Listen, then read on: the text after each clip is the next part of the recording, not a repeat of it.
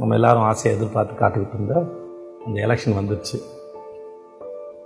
வழக்கமாக எலெக்ஷன் வரும்போது நம்ம எல்லாருமே பொதுவாக ஒரு மென்டாலிட்டி இருக்கும், யார் வந்தால் நமக்கு என்ன அப்படின்னு ஒன்று இருக்கும். இல்லாட்டி யார் காசு கொடுக்குறாங்க அவங்க ஓட்டு போட்டு போகணும் இருக்கும். இல்லாட்டி இதை ஓட்டு போட்டு ஒன்றும் ஆக போகிறதில்ல அப்படின்னு ஒன்று இருக்கும்.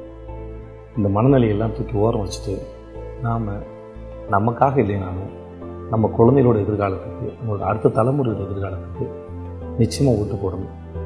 காசு வாங்கிட்டு ஓட்டு போடுறது, காசு வாங்கிட்டு ஓட்டு வைக்கிறது எவ்வளோ பெரிய துரோகமோ அதை விட பச்சை துரோகம் ஓட்டு போடாமல் இருக்குது. உங்களுக்கு பிடிச்சவங்க பிடிக்காதவங்க யாராக இருந்தாலும் சரி, அவங்க யார் என்னன்னு தெரிஞ்சுக்கணும். அவங்களால நமக்கு என்ன பயன் அப்படிங்கிறத விட இந்த நாட்டுக்கு என்ன பயன் யோசிச்சு பாருங்கள். அதில் நம்மளோட சுயநலமும் இருக்குது. நம்மளாம் சேர்ந்து தானே நாடு. நாமங்கிறது நம்ம இன்றைக்கி மட்டும் பார்க்குறதா, நாளைக்கு நம்ம குழந்தைங்க வாழ போகிற எதிர்காலத்தையும் பற்றி சிந்திக்கிறதா.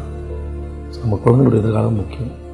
ஸோ நம்மளை ஆள போகிறது யார், நம்ம யார்கிட்ட ஆட்சியை கொடுக்க போகிறோம், அவங்களுக்கு என்ன தகுதி இருக்குது, அவங்க இதுக்கு முன்னாடி என்ன செஞ்சுருக்காங்க, அவங்க என்னெல்லாம் சொல்கிறாங்க அப்படிங்கிறத அலசி ஆராய்ஞ்சு ஓட்டு போடுங்க.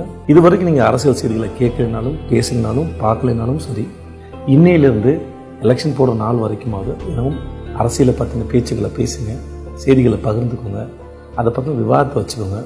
ஓட்டு போடுற அன்னைக்கு தெளிவாக சிந்தித்து செயல்பட்டு உங்களுக்கு சரின்னு போடுறவங்களுக்கு இந்த விரலில் மை வைக்க இடம் கொடுங்க. மறந்து விடாதீர்கள், மறந்து இருந்து விடாதீர்கள். ஓட்டு போடுங்க.